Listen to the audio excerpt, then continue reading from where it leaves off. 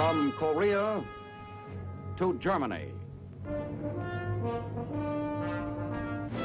From Alaska to Puerto Rico.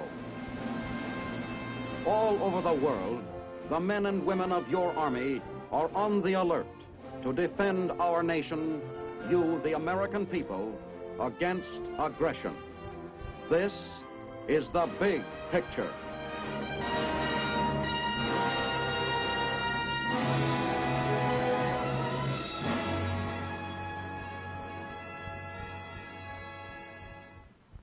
Welcome to the big picture.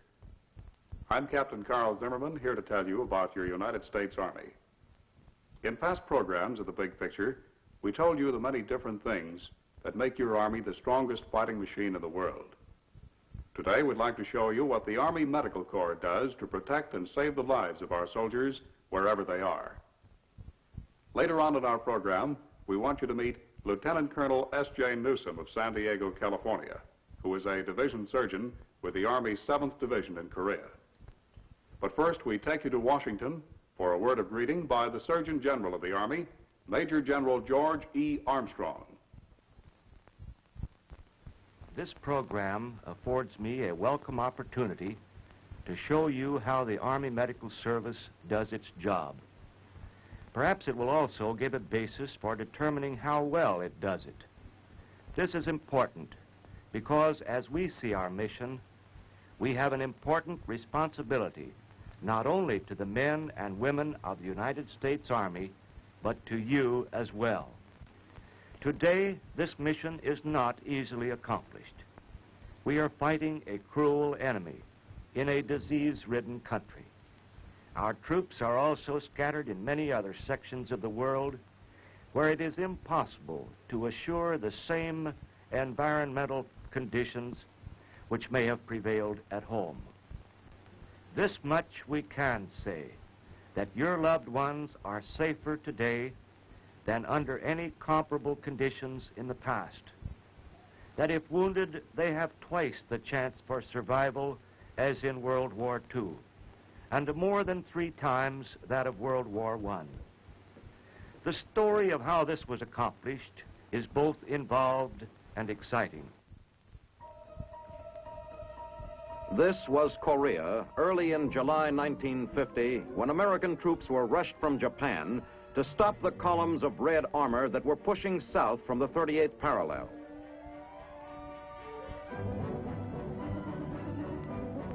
Among the first to arrive were the medics, field surgeons, aid men, litter bearers, ambulance drivers, and essential supplies and equipment.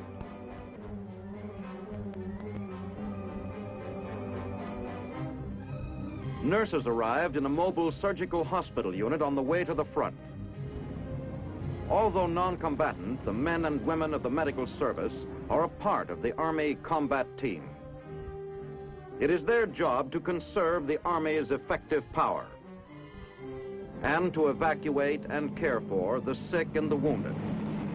Korea was a challenge to the Army Medical Service. Battle lines were fluid. The enemy was threatening the main road to the north beyond Daegu.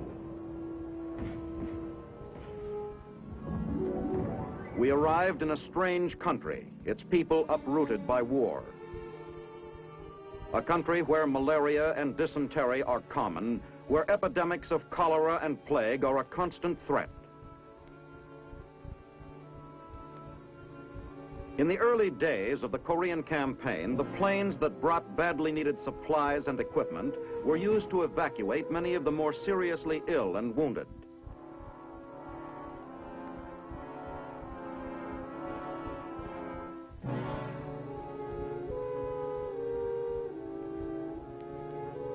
The air shuttle brought in blood plasma, drugs, bandages, and other items for the emergency care of the wounded.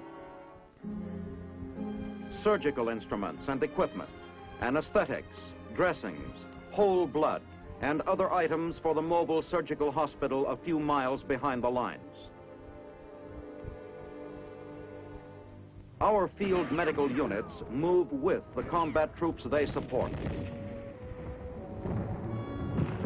Men of the Army Medical Service have followed our troops through every phase of the Korean campaign.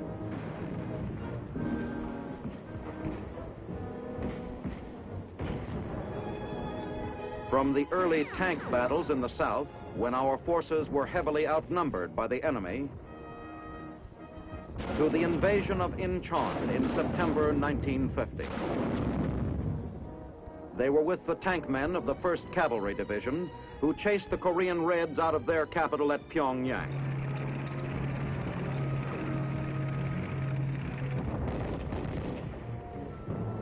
Men of the Army Medical Service jumped with the 4,100 paratroops who descended north of Pyongyang on 20 October 1950 to wipe out the remnants of General Kim's army. They were in the mountains along the Yalu River in November of that year when the Chinese Reds entered the conflict.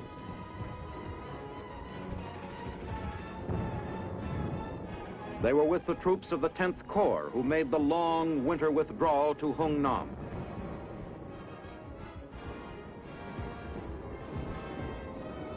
With the units of the 7th Infantry Division who were isolated and had to be evacuated by air. With the exhausted troops who were evacuated from Hungnam by sea.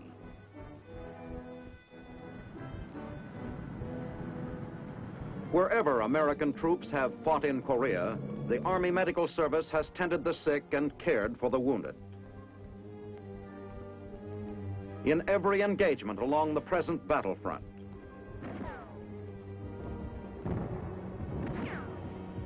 from the mountains in the east to the valley of the Imjin River in the west, its aid men and surgeons support our troops in airborne operations, in armored sorties,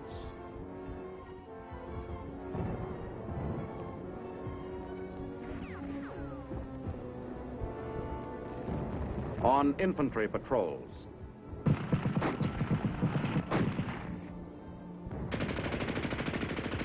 troops moving under fire are likely to suffer fairly heavy casualties. A trained medical aid man follows each infantry platoon into combat. The risks he takes to reach a wounded man while under fire often make the aid man himself a casualty. His main job is to keep the wounded man alive. Loss of blood is one of the main causes of death on the battlefield. Another is shock. The job of the litter bearers is equally hazardous and difficult. They are in a race against time. The first 24 hours after a soldier is hit may decide whether he is to live or die. Though exposed to enemy fire, they must be careful in removing the wounded man. They must get him to an aid station as quickly as they can. Approximately 98% of the men wounded in Korea have lived. One of the main reasons is speed in treatment. This is a battalion aid station, the beginning of a wounded man's swift journey through the echelons of medical aid. The man's first aid treatment is checked. Then he is rushed on for more definitive care. The average time spent here is only 72 minutes. Ambulatory cases walk the 300 to 800 yards back. Litter bearers are conserved for the more serious cases. The wounded man is tagged on the battlefield, and this record constantly receives additional information. Plasma is available here. The battalion aid station does what it can quickly, then hurries the man on. Many types of transportation are used in evacuation to the next echelon, the regimental collecting station. Wherever possible, ambulances are used.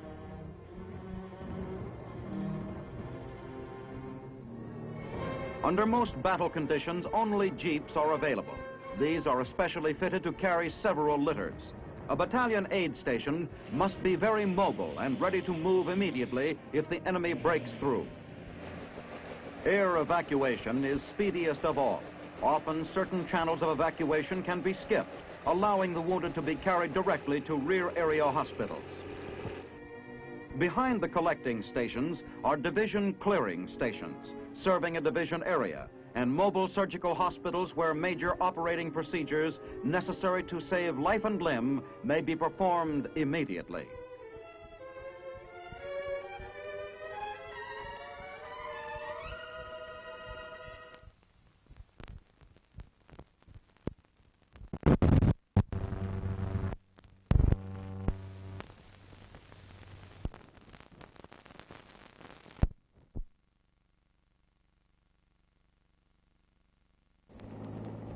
The results of speed have been shown by a hospital at Busan.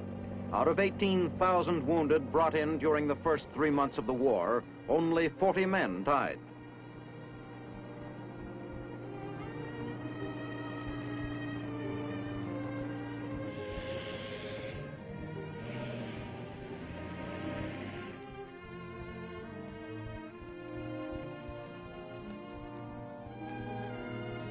An important factor in saving the lives of the wounded has been the military doctor's switch to specialization and training in orthopedics and surgery. The death rate of wounded in World War I was 8%. In World War II, it was 4.5%. Korea's 2% death rate is a milestone in military medicine. The wasteful use of doctors in administrative jobs has been largely eliminated. The latest techniques, aided by antibiotics and the transfusions of whole blood, are being used. As soon as possible, casualties not able to return to duty are moved back through the chain of evacuation, eventually reaching general hospitals outside the combat zone. From Korea, casualties are evacuated to Japan by air, frequently bypassing many ground installations. This relieves the workload of such installations and eliminates excessive handling of casualties.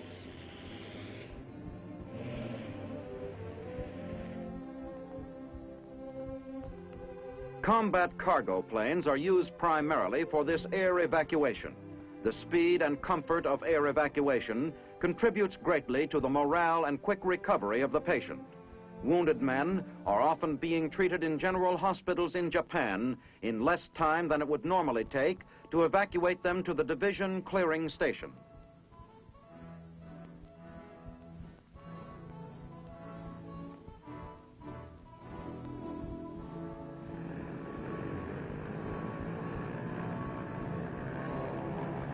Wherever American troops are engaged in combat, medical care is nearby.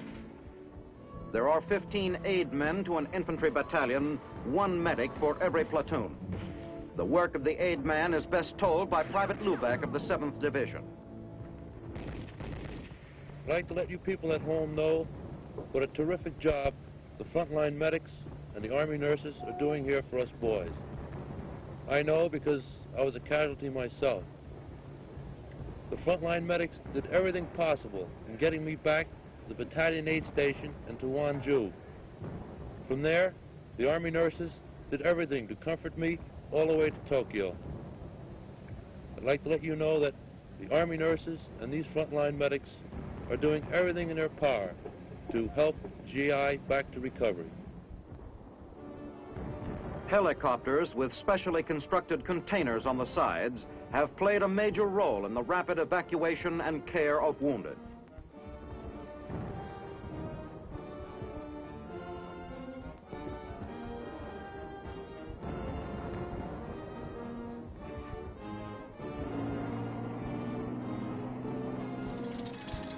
Liaison planes are also used near the front whenever possible.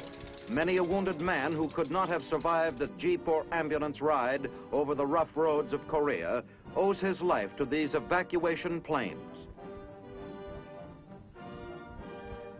Thousands of casualties, most of them litter cases, have been flown from Korea to permanent hospitals in Japan.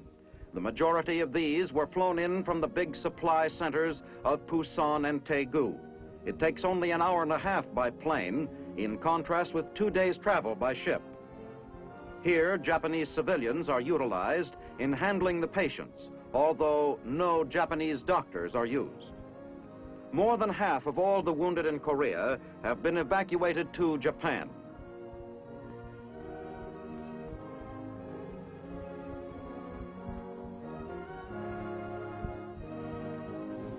When newly evacuated patients from Korea have been placed aboard ambulances, they are taken to permanent hospitals nearby for further treatment.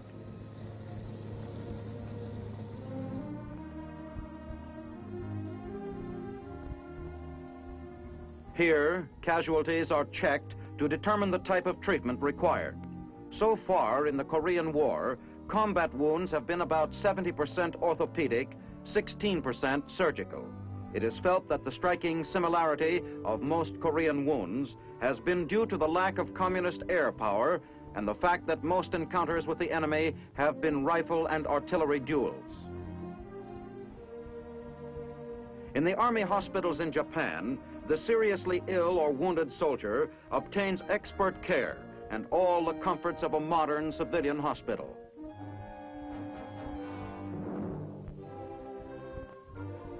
However, he is not allowed to remain here unless he is expected to return to duty in a few weeks.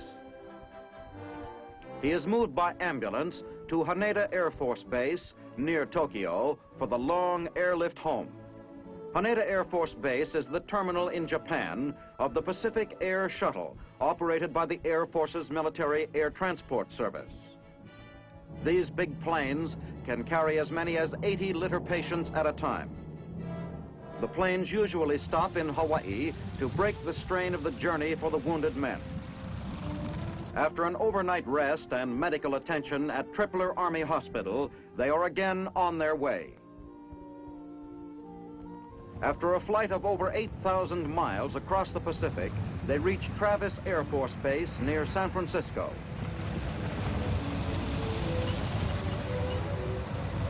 Here, they are moved temporarily to the Army Disembarkation Hospital for a rest and the necessary medical attention. As soon as the patient has recovered from the strain of the trip, he is evacuated to that Army hospital in the United States, which is considered best suited to give him the treatment he needs. Within 2 weeks of the day he was hit on the battlefield, the wounded man may arrive at one of the general hospitals in the U.S., such as Walter Reed General Hospital, largest and most complex of the many hospitals maintained by the Army Medical Service. We've shown you how the Army medics take care of our wounded. And now we'd like you to meet an Army medical officer, Lieutenant Colonel S.J. Newsom of San Diego, California, who is a division surgeon with the 7th Division in Korea. Well, Colonel Newsom, just what is the most important thing in keeping this wounded man alive? I think that speed is the most important thing. Anything we can do that reduces the time between the time that the wounded man is cared for by the company aid man and the time that the surgeon takes care of him is important. The first few hours mean the difference between that man's recovery and his failure to recovery. Mm-hmm. The helicopter has been of immense value to us for the seriously wounded cases and their transportation. But perhaps most important is the fact that we brought the trained surgeon, his equipment, the blood, and the antibiotics up farther forward. Well, now, when an outfit goes into an attack, can the medics make any plans in advance as to treatment and evacuation of their wounded? We always make plans, and then we make alternate plans. But the most important thing there is that we leave our organization flexible so that we can fit it to meet the exact situation that develops. Well, now, a moment ago you spoke about bringing the surgeons closer to the front line. Well, once we have them there, what sort of facilities do they have? They really lack nothing that is essential to the proper care of the patient. The man is the important thing. And if you have the man plus enough equipment to do the job, you can do as fine a job in a tent in Korea as you can in an approved hospital in the States. That's very good to know, Colonel. Well, looking back on your experiences in Korea, what were the major handicaps in caring for this man? Well, we had a lot of handicaps. First of all, we had mountains, high mountains, and miserable roads. And then we had hot, humid summers and miserable, cold winters. We had mud in between. Occasionally, medics had to fight the enemy in their self-defense and in the defense of their patients. But from a medical standpoint, perhaps the most important thing was disease, because Korea is a disease disease-ridden country. Well, what diseases were there, Colonel? Well, we just had everything. We had everything that's in the book. We had the same pneumonias that we have at home. We have smallpox as a much more virulent and deadly disease in the Orient. And lastly, we had a whole group of Oriental diseases that most of our people had never seen before. These were important because they affected not only the frontline man, but every soldier in Korea. And not only the soldiers, but the civilians. Well, what did you do about this disease? Well, in the first place, we had a very complete immunization system. And then we had a preventive medicine program that served to provide environmental control and so reduce the contacts. So that the net result of it was that we had much more of a potential situation than we had what would have been a medical disaster. We've been talking, Colonel, about taking care of the soldier in Korea. What about the soldier in other parts of the world? Well, wherever American soldiers are stationed, we carry the high quality American medical service with them. The basic things are always there, but the special equipment and special things are done by hand tailoring them to fit exactly the situation that we're up against, no matter what part of the world we're serving in. Well, thank you, Colonel Newsom. And that's what we'd like to show right now on the big picture, how the Army medics continually keep prepared to serve the soldier no matter where he is stationed. Wherever the American soldier serves today, wherever he may have to fight for our American way of life, now or in the uncertain future, under whatever conditions he may have to fight, the Army Medical Service is alert to his welfare. The American soldier may have to face the hazards of battle in an Arctic or subarctic climate, where speedy evacuation of the wounded is an absolute necessity, where loss of body heat can be as deadly as loss of blood. He may have to fight again in the prostrating heat of fever-ridden tropical jungles. He may have to serve in some of the Earth's great subtropical cities, where epidemics take a heavy toll of human lives year after year. The Army Medical Service is on guard against the threat of disease wherever it is found. It is the great scourge of armies and knows no national barriers. At the Medical Service Research Center in Washington, scientists obtain data on outbreaks from all parts of the world. They maintain a constant quest for effective countermeasures. Recently, they tested the effectiveness of chloromycetin, a new antibiotic. It was found to be a remedy not only for typhus, but also for typhoid fever, and is valuable in the treatment of virus pneumonia and Rocky Mountain fever. The new antibiotic now is saving lives in Korea. Our doctors in Korea and Japan encountered an epidemic type of sleeping sickness. Our research scientists isolated the virus, identified a mosquito as the carrier, and developed a vaccine that is proving effective. This type of research and development on cures and preventions against disease is carried on throughout the world. As a result, the Army Medical Service has been able to control any major outbreak of disease among our troops in Korea. Although among Korean civilians, typhoid fever and dysentery are common, although malaria is prevalent and smallpox and other virulent diseases are endemic, disease rate among our troops has remained extremely low. To protect our troops, the Army Medical Service has inoculated large segments of the Korean population. It has sprayed whole cities with DDT to eradicate the insects, flies, mosquitoes, lice, fleas, that are the common disease carriers. It has inoculated our troops against disease for which it had vaccines and serums. It has guarded against contamination of the soldiers' food and water. In Puerto Rico, scientists gathered data on tropical diseases.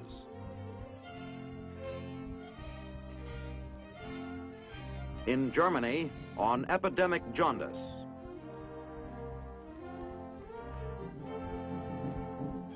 In remote Madagascar, our scientists are working with the French on bubonic plague.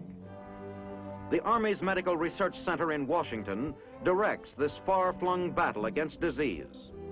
Here, men have pioneered in the conquest of the Earth's unseen killers in measures to prevent infection, in the development of the life-saving vaccines and serums, of antibiotics like penicillin, streptomycin, and chloromycetin, of other drugs like primaquine, the new cure for malaria, that have helped to reduce the death rate from disease in the U.S. Army to barely 1 in 2,000 each year. In other research projects, the Army Medical Service has developed new surgical techniques and devices. At Fort Knox, Kentucky, laboratory tests are being made in an effort to overcome the hazards of climate. Medical research workers are learning what a soldier's body needs to survive and function in extreme cold or in extreme heat. The Army Medical Service is at work on measures to protect the American soldier against the hazards of an atomic war. Since its beginning in 1775, the Army Medical Service has constantly raised standards of health and medical care among American troops. The Army Medical Service pioneered the development of the modern cubicle plan hospital.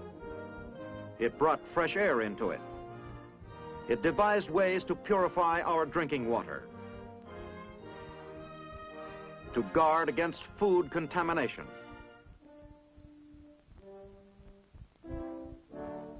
It introduced techniques for the control of insects and other disease carriers. It pioneered in the knowledge of countless contagious diseases.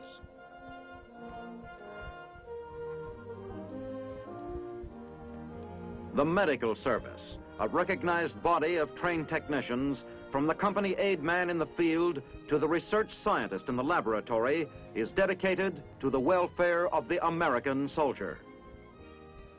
That's your Army Medical Corps, an indispensable part of our fighting team. Next week on The Big Picture, we'll show you how the Army is concerned with the soldier's spiritual welfare as well as his physical welfare. We'd like to tell you about our chaplains. This is Captain Carl Zimmerman, inviting you to be with us then.